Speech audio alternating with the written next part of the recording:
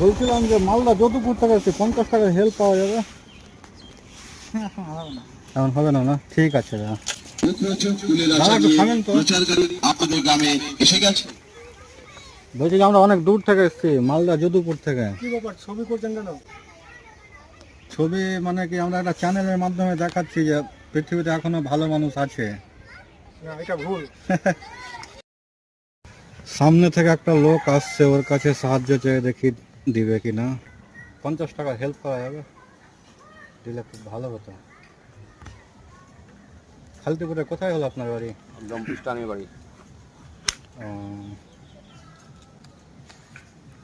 ধন্যবাদ দাদা আপনাকে।